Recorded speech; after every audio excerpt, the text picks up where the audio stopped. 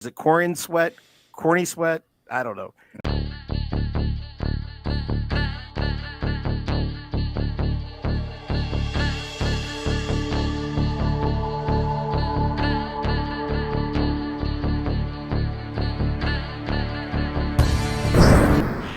All right, people. David Corenswet, Henry Cavill. Is it Corenswet? Corny Sweat? I don't know. There's Henry Cavill, James Gunn, Zack Snyder.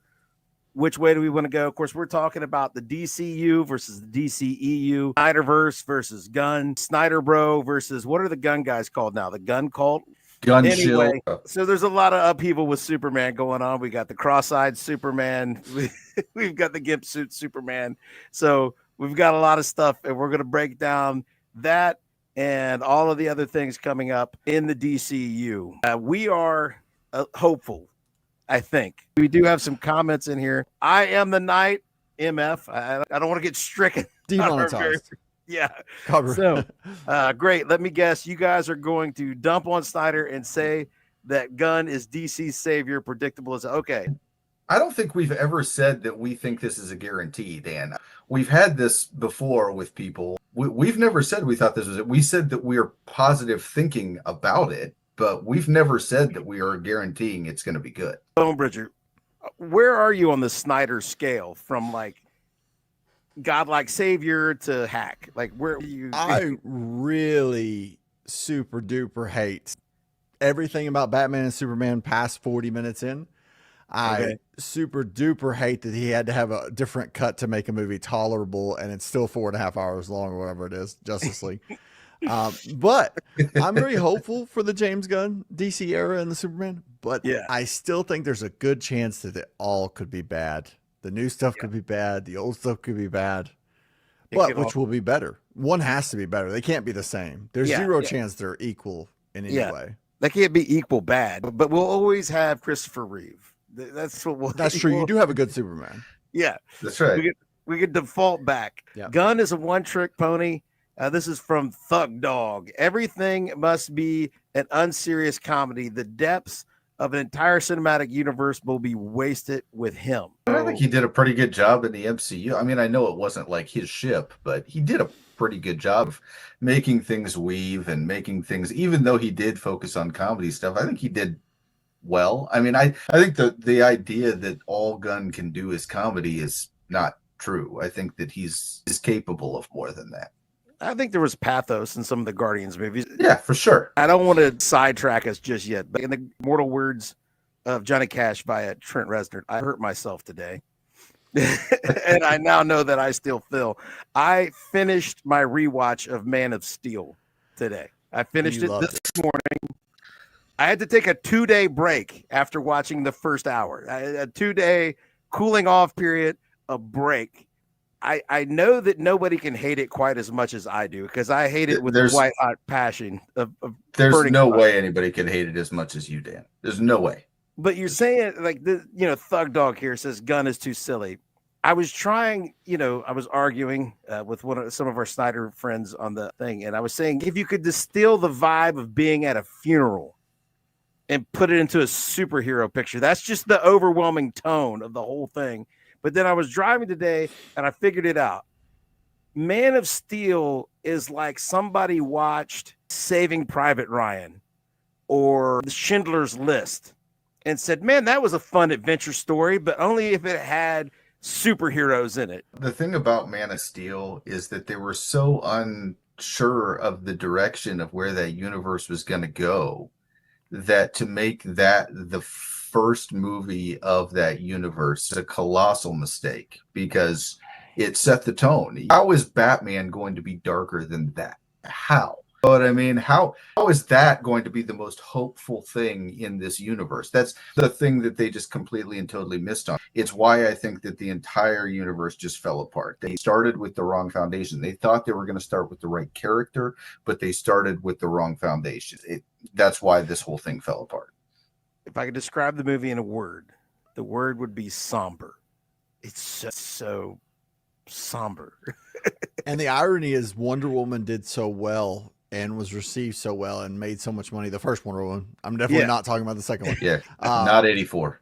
Yeah. No. But compared, if you think about Wonder Woman versus Man of Steel, it is a breath of fresh air. Like it is, even though it has a grim ending, Yeah. it's at least got a fun kind of uplifting tone throughout. Yeah. One thing's for sure though, I don't think many people disagree with this. I'm so thankful that James Gunn is not doing an origin story for Superman. We don't need it. That is a win. Like that needs to stop. We've seen it. Yeah. We've seen it. How many times? We've seen it. Yeah, I do have to say in response to that, who knew that the trenches of World War I could be so fun? It's true. They made that epic, even though it's like the grimmest thing ever. Those trenches are a super good time. Where do we go here? A couple of guys looking to get internet famous by hating on the only good comic book movie director of the last decade. Cheers. How many things can we count wrong with this statement? Fun fact, I think I was internet famous at 16, but no one knows for what. That should be that'd be a fun video. It's on YouTube still. I went and looked. But I am on YouTube somewhere when I was like 16. And there's your homework, folks. Wow. I missed my calling. I should have just stayed the course back when I was 16. One day we'll do that. That'll be a fun thing to do on stream one day. Were you that hide your kids, hide your wife? Was that what that? Were you in a boy band? Oh no, I was definitely not that cool. What I did was far sillier than that. Robin Sparkles? I don't know. Oh god, yeah, Robin Sparkles. What a reference. Johnson knows nothing. I mean, ignore these random haters, champs. We all know that DC had nowhere to go but up. The last movie they released was Blue Beetle, folks. I mean, come on. Like, nowhere to go but up. No. They're entering the drawer. But now let's get into that because various statements have been made that Blue Beetle is canon in the DCU. So that's what he said. And this isn't like he was throwing some things out there like Shazam and some other movies like, we'll see how it goes. And then after they flopped, it became pretty clear that they weren't going to be. But Blue Beetle flopped and flopped hard. And even after that, he's still like, no, Blue Beetle's going to be in some stuff. Bonebridger and I both reviewed this on Jonathan's channel. And I don't know about him, but I can say I would not have watched the movie had it not been for that review. Like, there's no way. And I was the only one at my showing on the premiere. I was too. No one. I was too. It was like opening friend. night and there was nobody there. Now, I can tell you this. Surprisingly, it was not a terrible movie. It's just nobody saw it, and it was super generic. Like, super generic superhero. But it wasn't the worst thing I've ever seen. It wasn't. It gets back to what Bridger was talking about with origin stories. At a certain level, all of the origin stories are the same. You don't see anybody's origin story really anymore. It's so much backstory that's just not compelling. That was what I was going to talk on. Having to sit through Man of Steel. It's like 30 minutes on Krypton, man. I mean, come on. Yeah.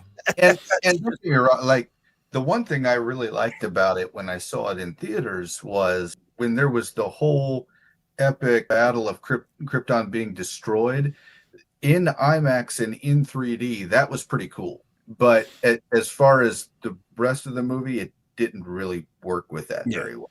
The best part of the Krypton scene, I think we can all agree, is when Zod and his crew gets wrapped in the space dildos. I don't think that gets talked about enough. They're just encased in space dildos and then shot into space so that the space anal beads can suck them into the Phantom. You're gonna get this channel. You're gonna get this channel pigeonholed real quick, Dan. Or you're gonna get. We're only at 14 followers. Yeah, we're gonna sponsor. Yes, you get 2 different sponsors from that. I love it. Barry Allen is slow. I understand people defending directors that they like, but defending DCEU is just dense. At the very least, we will have something different that still does the source justice. He's going to put stuff from the comic books in there. The question is, does he put so much source material that it's a little out there that the common viewer is like, this is a little silly. But even if it's comic book accurate, it's just too fringe. Because I think we're getting a lot of fringe. Like, I, for one, don't mind the haircut we're about to see on Green Lantern. But a lot of people are not going to be thrilled when they see that haircut. Yeah, they've never seen Guy Gardner before. I have this feeling that the biggest problem that we have when there is kind of a lot thrown into one movie I think we all have the memories long enough to remember, you know, Spider-Man 3 was way too busy. Batman v Superman, it was way too busy. It gets to the point where it feels more like studio meddling and all that kind of stuff than it is actually trying to fit things into a story that makes sense in a continuous universe. That's kind of where I'm at with this whole thing. I want to see how Gunn does it in this movie before I judge it. I'm not opposed to the idea. I just have to see it. It's intriguing. Like, I do like that. Like, I'm intrigued by how it works. Like, the dog. I think the dog could work. My initial reaction was like, oh, no, we're doing KRYPTO. Yeah. But, like, it could be great. I just don't know. I haven't followed a lot of stories with KRYPTO. I really haven't. My experience with KRYPTO is that movie with The Rock that they had that came out. That was the only experience that I had with KRYPTO. So that's the KRYPTO I'm a complete blank slate, right? That's what it is? That KRYPTO has never had an In-N-Out burger. No, right? The Rock has definitely not had an In-N-Out cheeseburger, according to what he says either. Yeah, to this day, on a this day, he still has. He will have his first one, and he'll post about it sometime next year. Yeah, for the 4th time in 2 years, he'll have In-N-Out burger and lie about it. Golly, I was iffy on KRYPTO until the trailer. The first trailer really sold me on KRYPTO.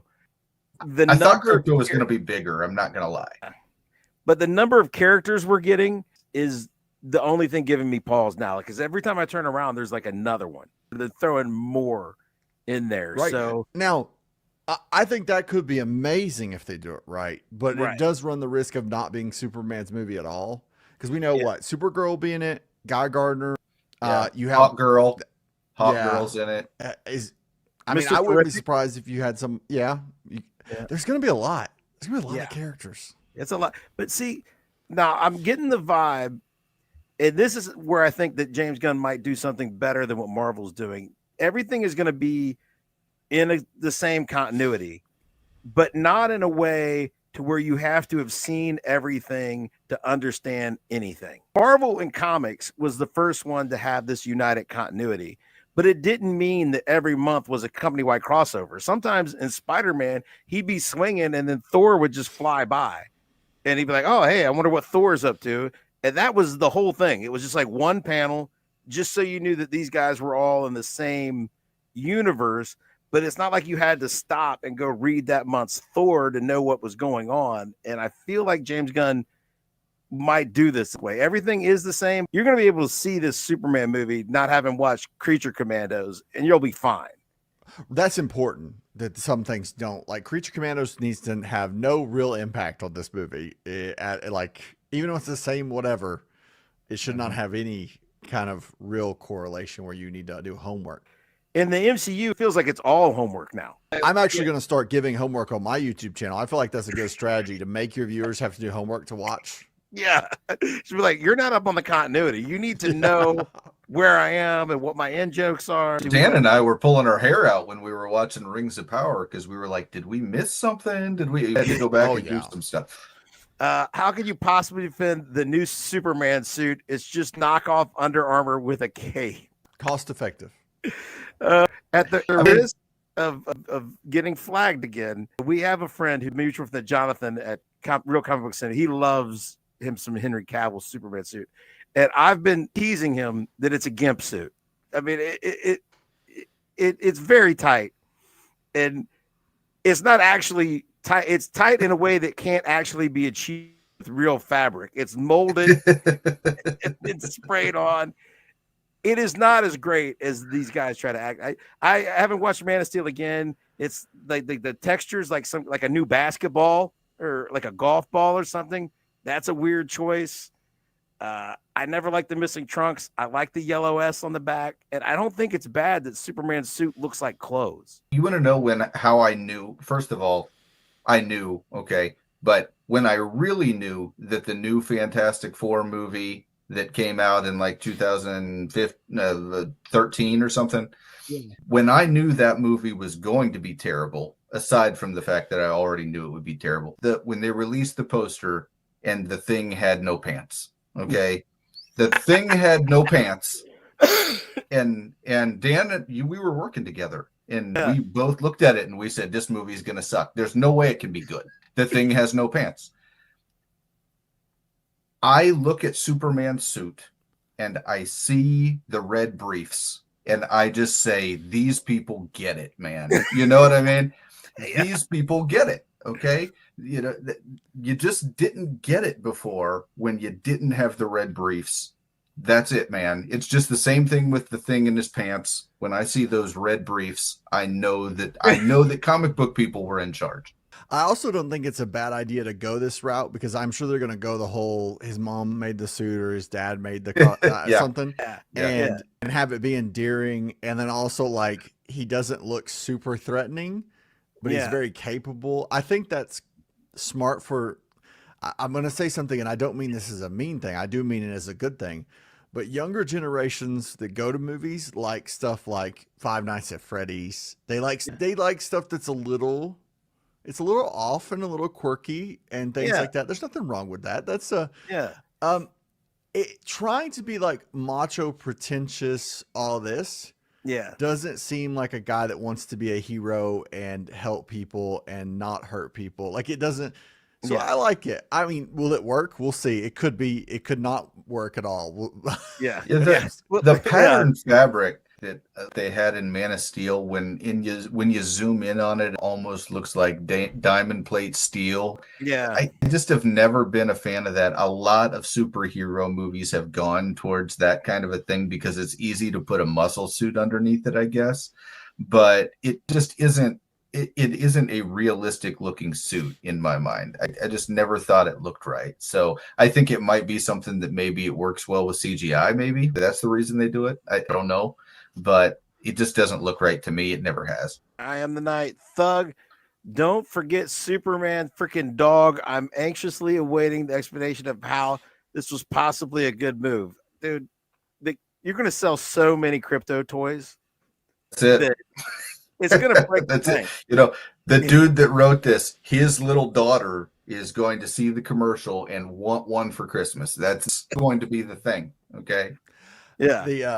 The crypto thing, like I think it was overdone. Like people thinking it was silly at first. Yeah. Like Yeah. they could totally mess it up. Don't get me wrong. The dog thing could get out of control.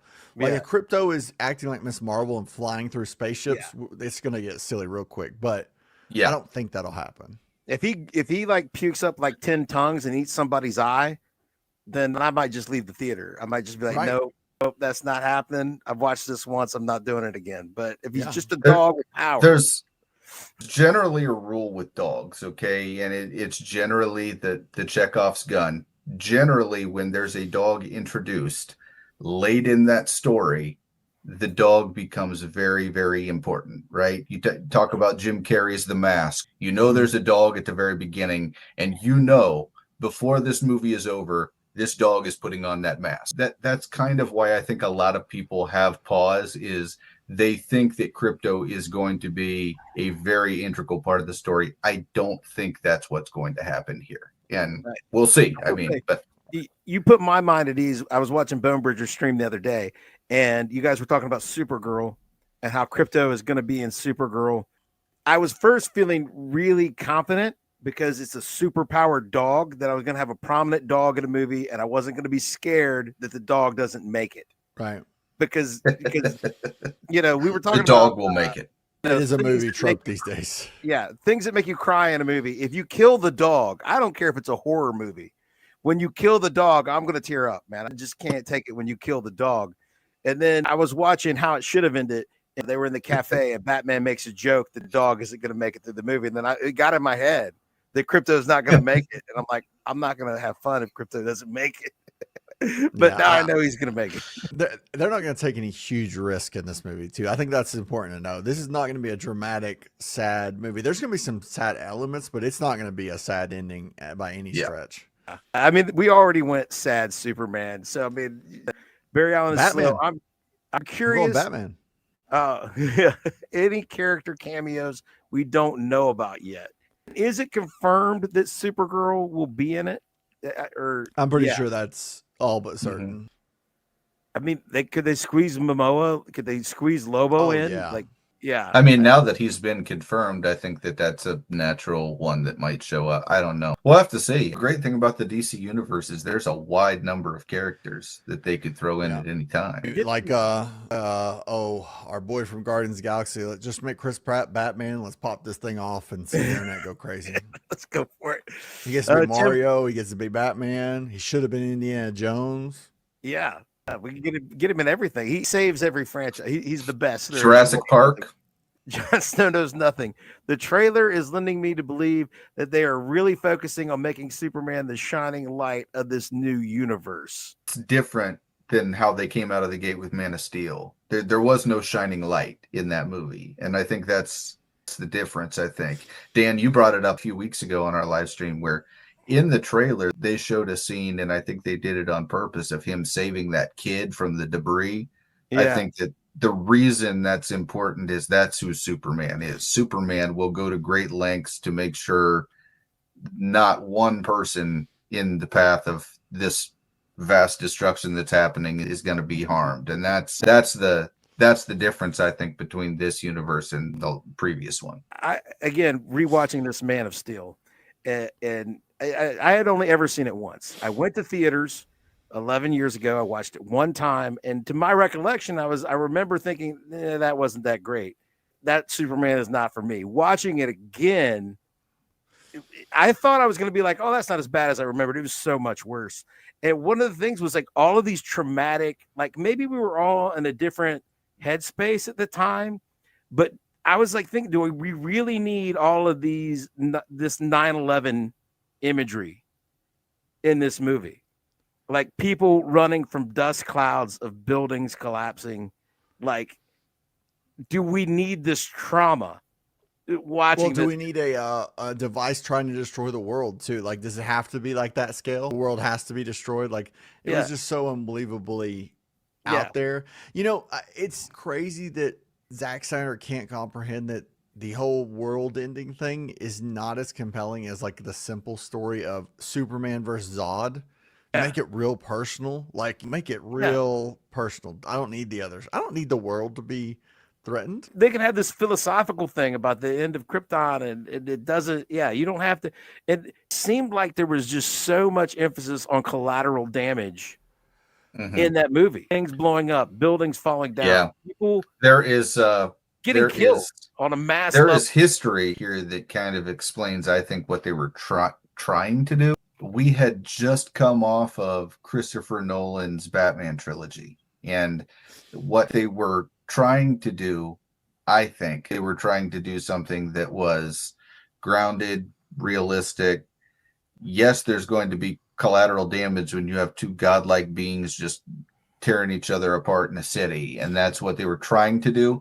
What they completely and totally missed on is there's a reason that it worked in Nolan's vision, and that's because the character worked in Nolan's vision. Nolan trying to do that with Superman would not have worked, and they kind of just said, go ahead and do what Nolan did, but do it with Superman. That's not ever going to work because that's not the character of Superman. I understand what they were trying to do, because they kind of, Warner Brothers had it in their brain. Oh, well, we'll just do the same thing, but we'll do it with Superman. You just can't do that. With Warner Brothers didn't really have a brain at most years, but at that power level, when you scale it up, like you're talking about mass carnage. Like Batman can get in that kind of fight, and you're not wrecking the whole city. That's the thing. You're not talking about thousands of people dying. Whereas like those buildings falling, that's a lot of death and destruction going on everywhere you look. That's like 9/11 times 20. I mean, it was bad. And they didn't really think that through. So I am the Knight. Cavill is far and away the best embodiment of Superman we've ever had. Him not being included in this universe was criminal. Okay, so we do get this, like Jonathan of Comic Book Center is on this all the time, and he still cries about it every night. Yeah, the people on X are crying about it. The people the only thing that I think Snyderverse did well was casting. Like the casting was like, it was great, but to me, that makes it even worse what they ended up doing with it. The potential of who they had in place and what they could have done versus what we got, it's just it's criminal, Yeah, really. They didn't let Henry Cavill be the Superman he should have been. They didn't Yeah. write him that way or anything. No, but I know people, the Snyder cut versus the Whedon cut on Justice League. One of the things that, and I've never watched the Snyder cut because I just don't need that kind of, so I can't make it through 6 hours of the Snyder cut. I'm not going to do that to myself. But one of the things that Whedon tried to fix that people get mad about is the plot of Justice League is contingent on of a whole world mourning the loss of Superman. This Superman character that was this beacon of light that they erected a statue for, and they're all sad that he died. Like, they had not established that Superman in that universe. The Superman that they had depicted, people would not have reacted in that way. And so Whedon gave us like 5 minutes with a CGI mustache removal of him saving cats and being the Superman that we remember that people would be sad to lose. Let's see. We've got Jason, frequent guest contributor. He goes, "Those space diddles are my Superman." Those Kryptonians be weirding out.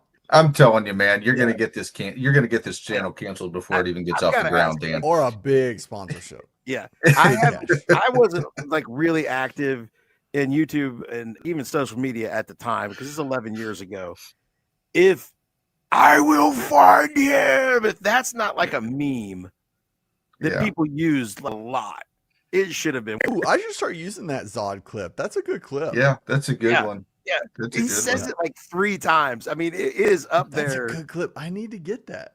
Yeah. I mean, it's up there with Khan. The delivery is just right there. It is like. I'm glad you said that. I need to use that. Yeah. When I watched it, I was like, did he just really just say that 3 times and to just lose himself? He did. Yeah. Oh, let's see. Jason Galt, Guardians was super fringe. Yeah. But see, the thing is, it had all kinds of weirdness in it, a ton of characters. Nobody was familiar with these people, and it was a huge hit. So they did great.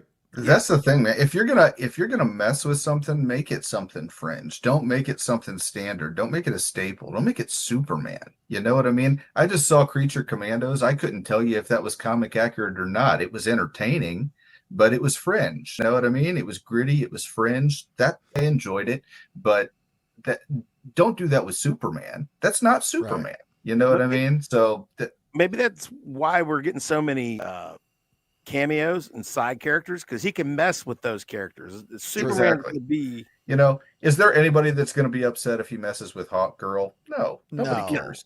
You know what I mean? Cares. Come on. Yeah, it should be an entertaining character. Like, yeah. All right, we got a comment. Kate Johnson, that's my daughter. I'm gonna say that's your offspring right there, Dan. Yep. Dogs make everything better. See, facts. Yeah, I raised a good kid. She knows the facts. Dogs do make everything better. Yeah, Jason's agreeing that dogs make everything better. It's gonna feel like an actual comic book universe. So I think if they do this right with all these cameos, like you said, if they do it right, that's what it's gonna feel like. I love that this isn't just a solo movie. I know some people are like, the fear is that Superman would take a backseat the whole movie, but I do think that this is about an era and not an individual movie. Like, that's so important. It's important for DC to set the tone early and follow through that way, because the thing that's missing from Marvel is the connected part and the continuity and things actually mattering. And that's not going to change with Captain America 4. It's not going to change with Thunderbolts. And if it changes with Fantastic Four, it's going to be changed in an after credit scene. It's not going to change during the movie. So I think they have an opportunity to get people excited about Batman, Supergirl, Justice League movies, all that stuff. You could do it in a way that is fun and doesn't bog it down. If they're passing through, if it's Superman's story and Superman's world, but he talks to this character, he sees this guy for a scene or two, and they don't have to be involved in the entire plot. And, you know, then it'll feel like a comic book universe. Like, you know, there are things going on. You're watching this story with Superman, but there's other things going on in this universe all the time. Which comic do you think Cavill embodies best? Night. Cavill. Well, I mean, Cavill. I mean, he looks like Superman. I get the impression he could have done it. I feel like with a different writer and a different director, he could have delivered super. He could have been Superman. I mean, that's not even a question. He technically does is look like Wolverine, too. Superman. Well, yeah, Wolverine. He's not, Got that cameo. that was actually a good Wolverine. Cavalry. I don't think Snyder likes Superman as a character. I don't know that Snyder was really focused on Superman.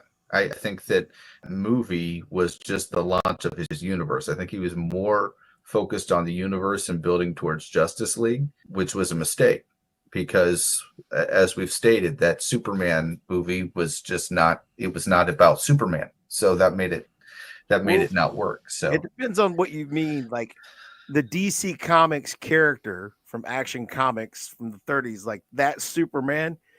I don't think Snyder's overly interested in that. Nietzsche or whatever you said, like the philosophical Superman from philosophy, the Ubermensch, that's the Superman. I think he got the two conflated. He was trying to do some Ayn Rand stuff with Superman, and that's why we got all out of whack. He was doing like some Jesus parallels, some man morality things, and like it got out of he wasn't interested in learning what Superman is and was. I don't think. I still think that movie, okay, first of all, I did not hate this movie a fraction as much as Dan did. I did not care for the movie, but I didn't hate it near as much as Dan did. But one of the scenes in the movie that has never made sense to me is the idea that Jonathan Kent is going to stand there and let the tornado sweep him away. Oh, yeah. When you can't let anybody know who you are. And then he goes and he twists a semi truck in half, and he does all that. It's like, you didn't do a good job of hiding it, kid. Your dad died, and yeah, I hate not that. not to mention he's Superman. He could have traveled at the speed of light and saved his dad, and nobody would have even noticed. Okay, there's a lot of things that just don't make sense in that whole ordeal, and it was because he must. Trying to get this explanation from the Snyder Bros, it makes no sense. That scene alone it just kind of shot the whole movie down for me. I wrote this down. I had to go back and be like, wait a minute, what did he just say? Yeah. Jonathan Kent is a villain in that movie. I'm telling you right now. Yeah. He is like worse than Zod. He is the villain of the piece. He gives the opposite advice of Uncle Ben. Uncle Ben says, with great power comes great responsibility. Jonathan Kent says, no, you got great power. We can't use that. We can't. No, for the greater good. What are you talking about? No way, son. The bus thing. After he saves the kids on the bus, Jonathan Kent's quote is, "There's more at stake here than just our lives, Clark, or the lives of those around us. I have to believe you were sent here for a reason." And it's just, there's more at stake than our lives or the lives of those around us. That's Zack Snyder writing right there. That's some quality. Oh, that is the total 180-degree opposite of who Superman is supposed to be. Yeah. Like nothing is more important than the lives of those around him. Exactly. Like he's got all this power, but really at his core, he's a good man who unerringly will do the right thing. And the right thing is saving people. I mean, come on. Yeah. But he's just like, maybe you let them kids drown. I mean, you don't want them to find out. Like, and the other thing is they keep talking about like, you're here for a purpose. You're going to have to do great things, but it has to be the right time. Yeah. Like, no. How do you know? Like, when are you supposed to know if it's the right time? Like, so, let me just throw a scenario out here for you, Dad. Let's just say there was a school bus of drowning children. Is that the right time? I'm just throwing a scenario out here that might come in useful at some point. Let's say you're about to get sucked. Hey, Dad, how about you're about to get sucked up in a tornado and die? You have time to gesture to me, which means I could have got you and got back to where I was, or just gone 1,000 miles away. And nobody would have noticed. Nobody would have noticed. Or how about this, Dad? The dog is trapped in the car, right? And nobody else is still by the vehicles. They're under the overpass. I could run just kind of a little bit extra fast, tear the car to shreds and nobody will see me, and get the dog. And you can go hang out with Mom. But No, like Nope. you will save the dog, and then I will let you die. And he's saving dudes on an oil rig. How many dudes did he save on that oil rig? Like when he rips the door off, he's already let his dad get sucked up in a tornado. But like 15, 20 dudes on an oil rig, no mask, no costume, no nothing. I could just bust in here, save these dudes, jump in the ocean. That's cool. And then you could go to the secured military installation in Antarctica in your long sleeve, in your long sleeve tee, and just walk through the ice, man, and burn a hole in the side of a mountain. Yeah, no big deal. No big deal. And then the only one who notices you burning a hole in the side of a mountain on this highly secured military installation is the reporter who happens to be there. I guess they don't have a sentry. They don't have security. Let's talk about Lois for a second. Okay, let's talk about Lois in this movie, because Lois, like it or not, is one of the most integral characters in Superman. If you don't like Lois, then you really can't like Superman, because Lois is going to be saved by Superman. So I did not find Amy Adams at all likable in this movie. I don't know about you guys, but I did not find her as a likable Lois. She came across as the calls no man, Mr. really strong woman reporter kind of thing. They really tried to go supremely unlikable with Lois. And I thought that just added to why this movie just didn't work with Superman. What do you guys think? She added to me, there's a whole string. This is supposed to be the grounded Superman, right? Yeah. Everybody in this movie has outrageous things happen to them, and they're way too calm about it. Like the dude whose truck he like suspends on broken off telephone poles. Yeah. Walks out of the bar and like just like his reaction. I'm gonna get a reaction. That's new. That's a good point. That's new. I haven't seen that before. The only quality acting moment in all of the Snyderverse technical movies that has to be from The Flash, when the nurse freaks out about what just happened to her with the babies and him. She's the only one that reacts the way you should. Just total terror at what just happened. Just total. Yeah. Like I think the dude's carrying a car. Like he doesn't drop his stuff. He doesn't jump up down and freaked out. Like you would get a. If I saw somebody carrying a truck or a car, I would just run screaming the other direction. Just fear. Yeah, just like something's coming to get. But I was theorizing that maybe in the DCEU, Yetis are real, and that happens to him all the time. You know what I'm saying? Big deal. This is not the first time his truck has been suspended. Just Yetis. Yeti attacks daily. Yeah, and like Lois follows the dude in the long sleeve tee in Antarctica through a hole burned in the side of a mountain. Yeah, no big deal. No big deal. She gets to the bottom of the floating robot. She was selling purses at Dunder Mifflin, and then now she's, a big time reporter. So that character's come a long way.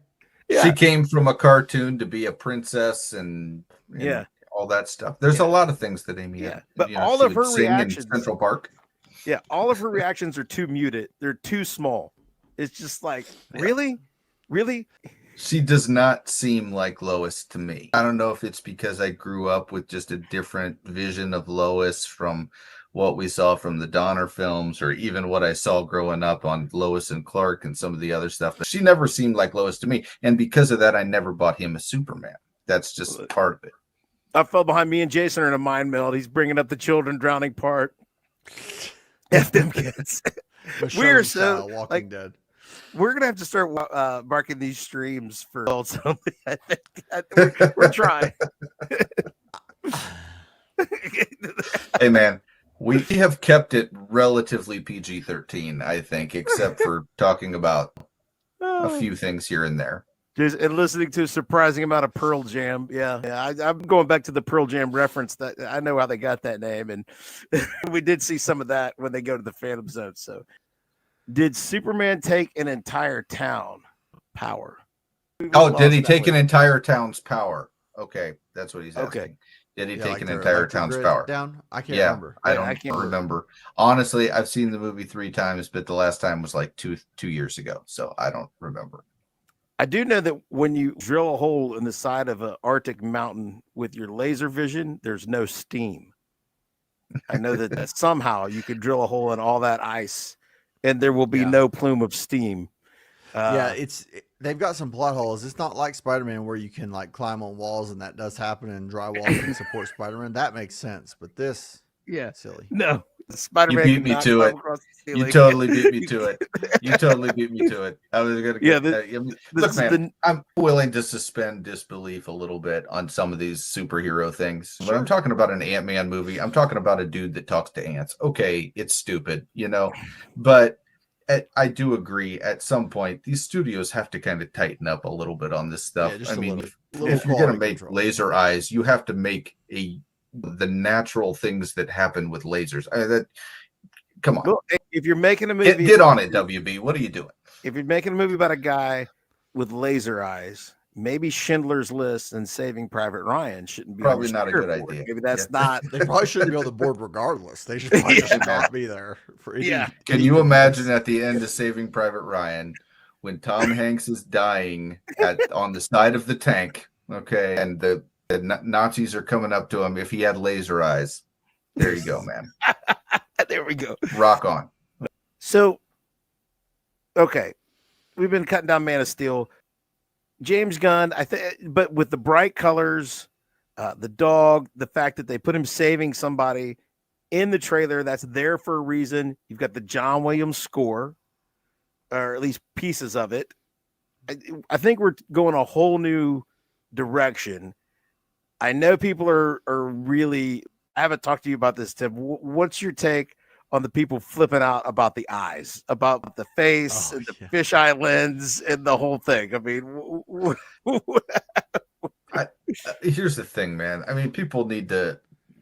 You can take just random shots of any. You can take random shots of absolutely any movie and make it look silly, and I think I'm not really as tied up into that as some people. I think the big thing with this movie is I am positive about it. I'm not going into this like, oh man, I can't believe they're doing this. That's not how I'm going to feel going into this movie, which is the first thing I felt about a DC movie in a long time. And the last time I felt good about a DC movie was when I went into Dark Knight Rises, because I had just seen Dark Knight and I was kind of expecting something on the same caliber, and it wasn't, but I went in with positive thinking that, because they actually did a really good job with that trailer too. And so I'm going into this with positive. Now that doesn't mean it's going to live up to what I think it can be, but I'm at least willing to give this one a chance. And no, I'm not going to get tied up in all the little details about the eyes and the things like that. I'm not going to get tied up. Even the things like the suit, I think that we haven't seen really what the suit is going to look like when he is Superman. We really haven't seen that yet. So I think that's something that I'm gonna just. I think the movie in general is going to be. I'm going to go in with positive feelings, and we will see how I come out. What is your feeling of the fisheye lens, Bonebridger? What did you think of that shot? I think it's entertaining to talk about, but I'm not worried. I'm not worried about the renderings and stuff. I do think. I feel like. I mean, his face is a little distorted. That does happen. The wide angle, up close, and that distortion to me feels like speed, like it's stretching out. You're going really fast. No, he just looks like that. He's just really cross-eyed. They cast David Corenswet because of his cross-eyed nature. And I used the picture, Dan. I used the picture on the thumbnail for this stream, and he kind of looked like an egg or something. And it's like, okay, so they used this weird lens to take the picture. It doesn't matter, okay? His face is kind of distorted.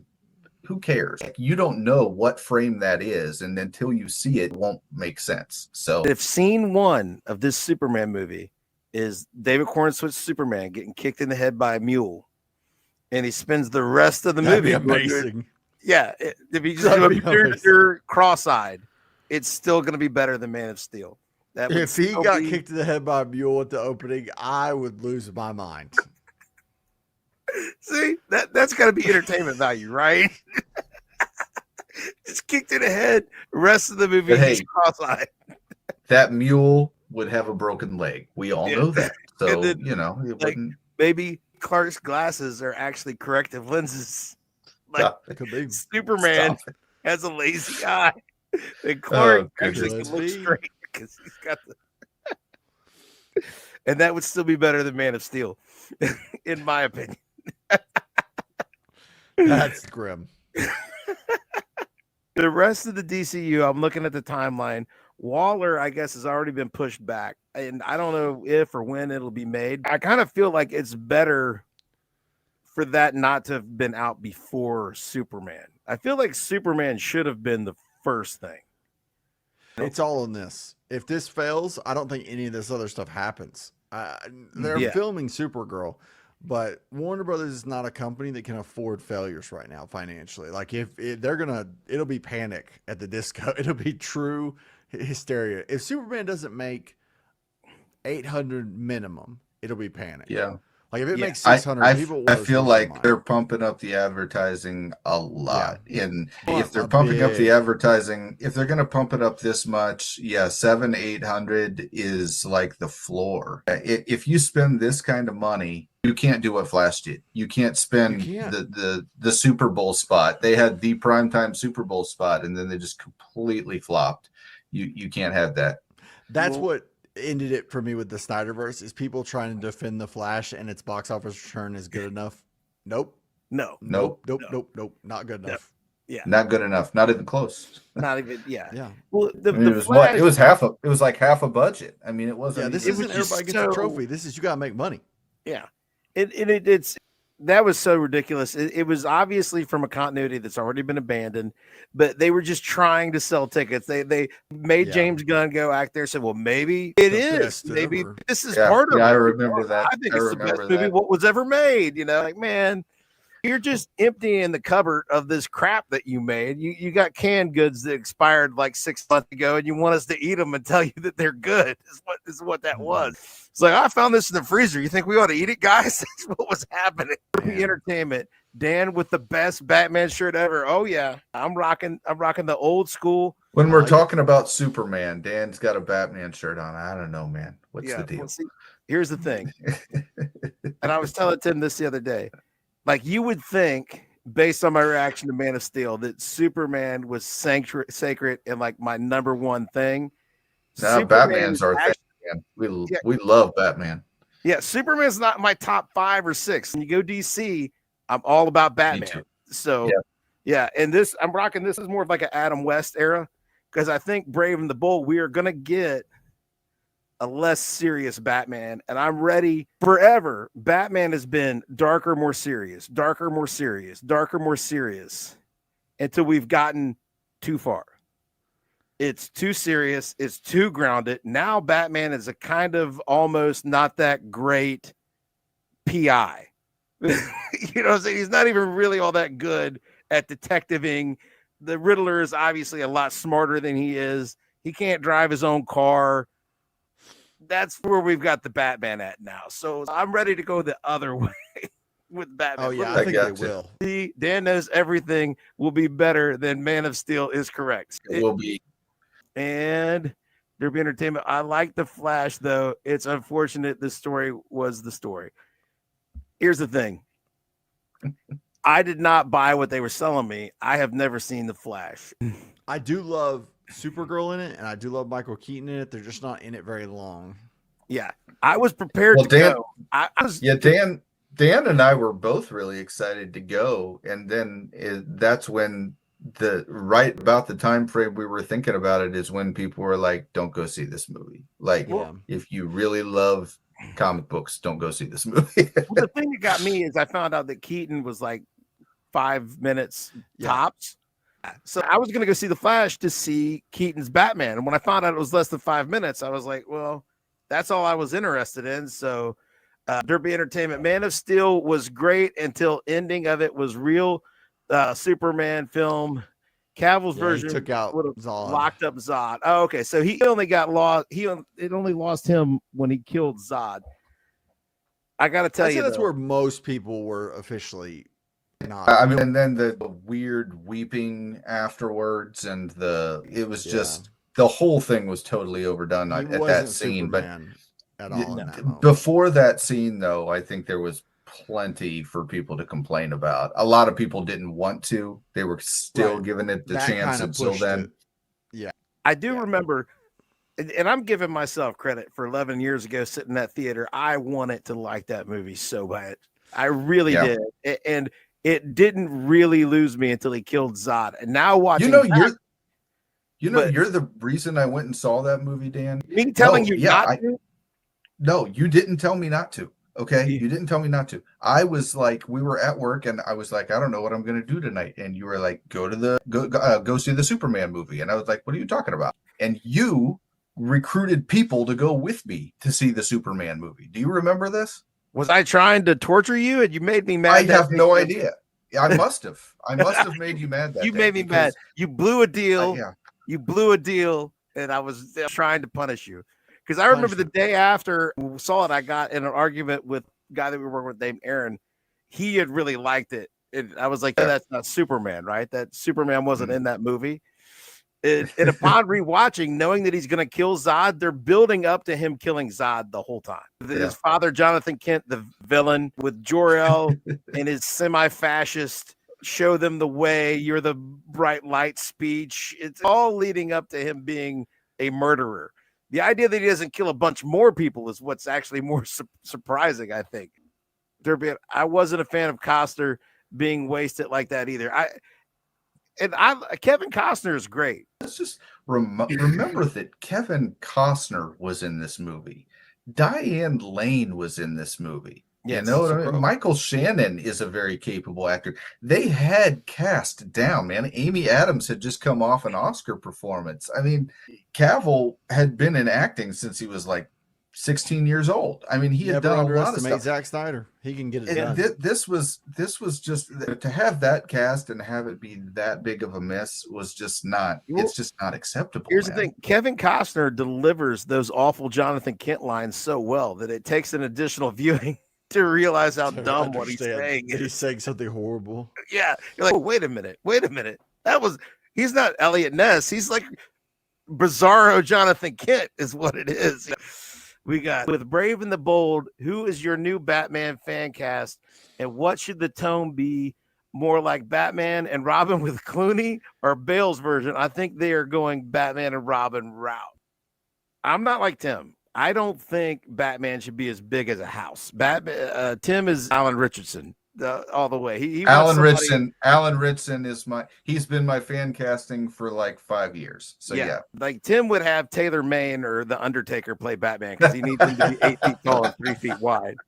But I don't think you have to be that big to be deadly. This is a Batman who is, I think he's about he's at least 2 Robins deep because I think we're going to get Nightwing and Damian. He's older, and the guy, they're not going to go this way. I would take like a Jonathan Hamm. I think he could definitely give John Hamm. I think John Hamm could do it. Like Don Draper, he could definitely give you a great Bruce Wayne. I mean, that would be peak Bruce Wayne. And it's going to be weird because clearly, if this is the first Batman movie in the universe, they want him to be here for more than one Batman movie and for more than one.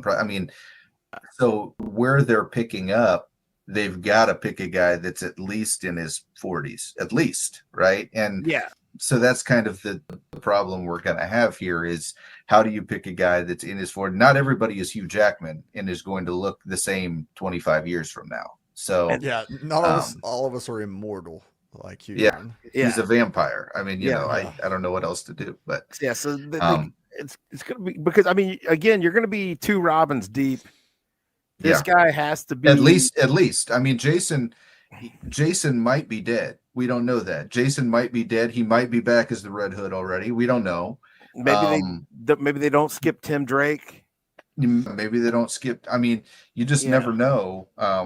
Where they're going to go with this. I mean, talking about a 40, 42, 43-year-old Batman minimum. At minimum. So, but I think Jonathan Hamm, and tone-wise, I don't think you have to go full Clooney. You don't have to go camp. But I could go Batman 89 level because people, the Tim Burton, the Batman 89, they could still cut a joke in there. There's still moments of levity and weirdness. I could go with that kind of tone. That would be a tone I would enjoy. I would go Alan Ritchson, as I've said 1,000 times, because he's not as big as they make him look on Reacher. Okay, he's not 6'8". He's more like 6'4", 6'5".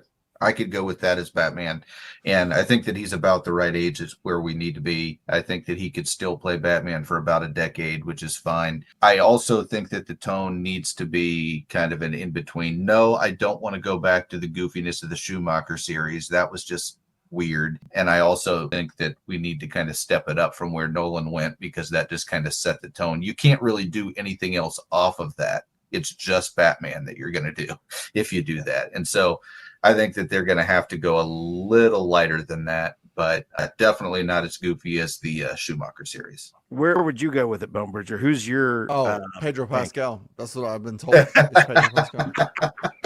The man of 1,000 faces right there.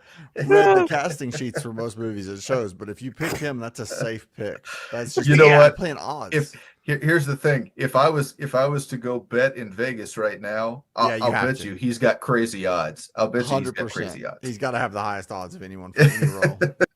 Let's see, because it's based on the Grant Morrison run, and with the very first page, the dynamic duo is literally chasing a frog. Oh wow! So yeah, they're going to be chasing a frog. You know what? Here's the thing: if you're going to go campy, in honor of my shirt here, I don't want to go Clooney campy. No, I want Adam West camp. Let's go all the way. Let's go around the horn. Batman in the full daytime. Red phone. You know, in the commissioner's office. Let's hold the little thing to get to the Batcave. Yeah, the little statuette or whatever it was. Yeah, I want the live-in aunt who has no idea that they're Batman and Robin. You know, they're just totally in the dark. You know that. Yeah. I hate to run, guys, but I have to jump off of here and let y'all finish up. All right, no problem, buddy. This was good. We're finishing off anyway, but subscribe to the Nerd Champs. Yeah, subscribe. Find Bone Bridger. Thanks, man. Nerd Champs. Nerd Champs.